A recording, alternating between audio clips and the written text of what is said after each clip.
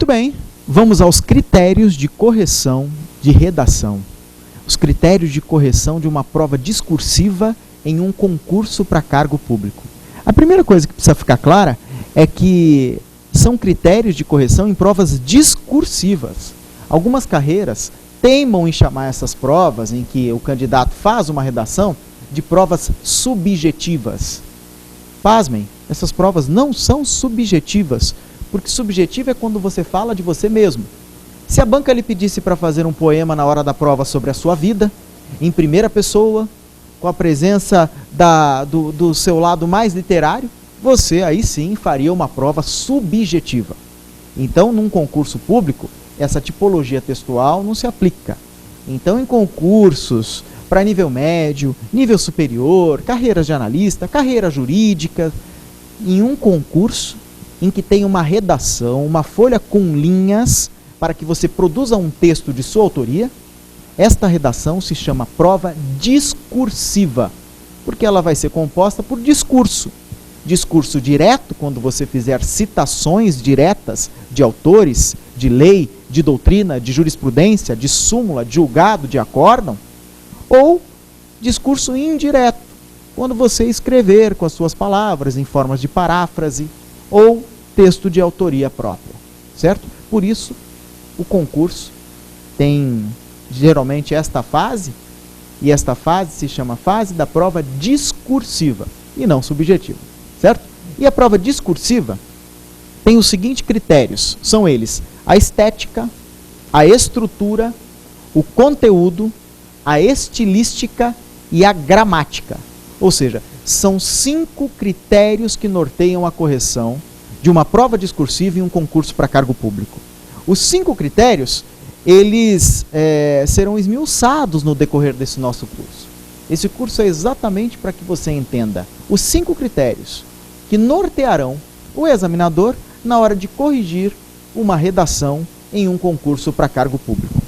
O primeiro deles é o critério da estética.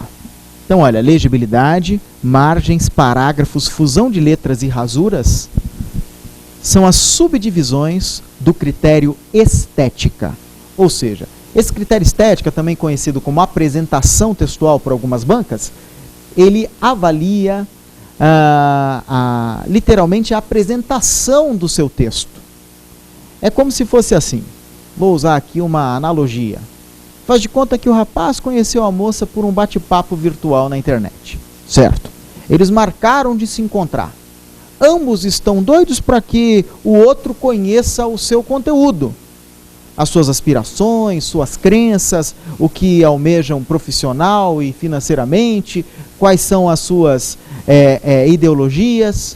Entretanto, se no primeiro encontro eles forem fedidinhos, mal arrumados, talvez um não cause o impacto no outro. E talvez não comece a relação que dará acesso ao conteúdo em si de cada uma dessas pessoas. É a mesma coisa em um concurso para cargo público no que concerne a prova discursiva. Antes do examinador acessar o seu conteúdo, ter acesso à estrutura da sua redação, ele vai precisar se encantar com a apresentação do seu texto. Ele vai precisar saber se você fez um texto legível caprichando na letra. Se você observou as margens, não passou daquela linha reta na vertical à direita, nem à esquerda da planilha da folha de redação.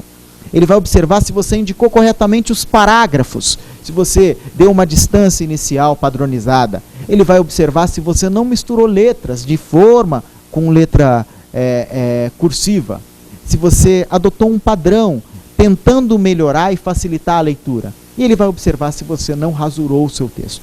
Esses são os 5 critérios, os 5 subquisitos, vamos dizer assim, do critério estética, que é o primeiro dos 5 critérios de correção de uma prova discursiva. O segundo critério é a estrutura de uma dissertação. Então, nós aqui dividimos em esquema, introdução, desenvolvimento, conclusão e gênero textual. Ou seja, aqui o examinador vai observar se você consegue se organizar antes de produzir o seu texto. se você tem a capacidade de planejar aquilo que vai escrever. Pasmem, em muitos casos, quando a gente começa a escrever, deixando as ideias fluírem, flui para o tenebroso buraco dos não aprovados.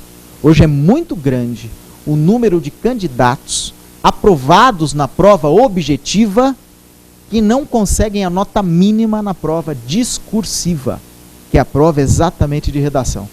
Então, exatamente porque não conseguem planejar o texto. Vão sendo seduzidos pelas próprias palavras e deixando que as coisas fluam, muitas vezes sem planejamento e para uma fuga total ou parcial da problemática. O terceiro critério é o conteúdo. Nele se observará a adequação ao tema, o domínio do conteúdo, a pertinência dos argumentos, a consistência argumentativa e a originalidade. Ou seja, o examinador precisa perceber que o candidato domina aquele determinado conteúdo, que o candidato ele tem domínio sobre aquele assunto. E isso precisa ficar claro a partir de um vocabulário simples e objetivo. Este domínio do conteúdo ele é medido não só pela quantidade de informações que o candidato mostra ter, mas também pela capacidade técnica que o candidato tem de mostrar tipos de desenvolvimento deste domínio de conteúdo. A estilística avalia o estilo culto da língua portuguesa. Então, olha, nela nós temos a subdivisão em subjetividade, ou seja, a proibição da primeira pessoa, a proibição da repetição vocabular, ou da incoerência, incongruência, da redundância, a pouca objetividade, a necessidade de você fazer as trocas e fugir dos verbos de ligação, o coloquialismo, que avalia as características da fala na escrita, ou seja, você traz para esta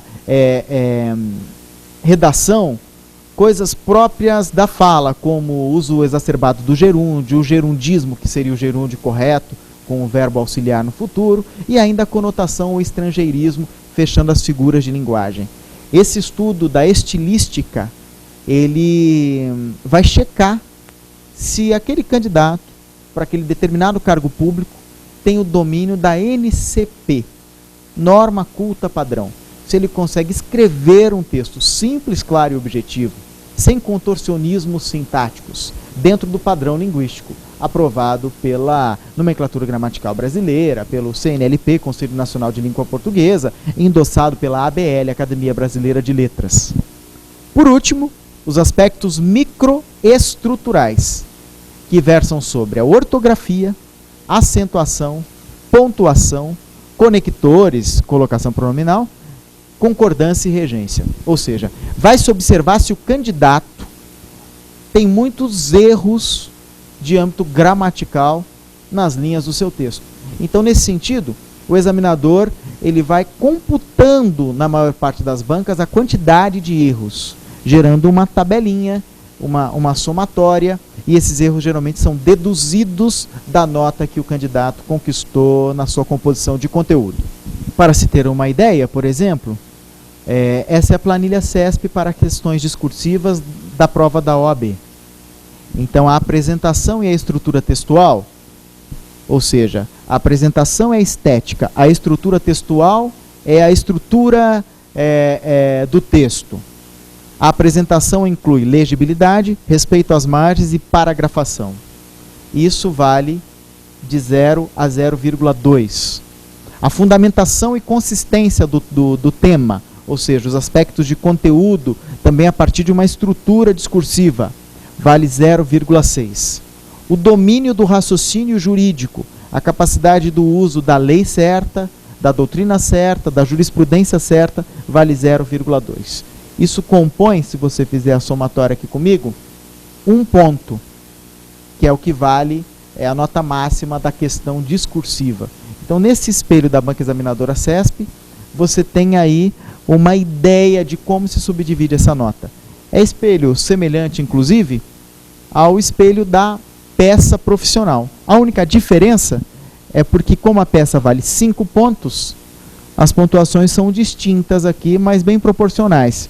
Valendo o primeiro quesito, apresentação e estrutura textual, que também inclui a correção gramatical, acentuação, ortografia, pontuação, 0,4. 3,4 a fundamentação e a consistência, e 1,2 o domínio do raciocínio jurídico.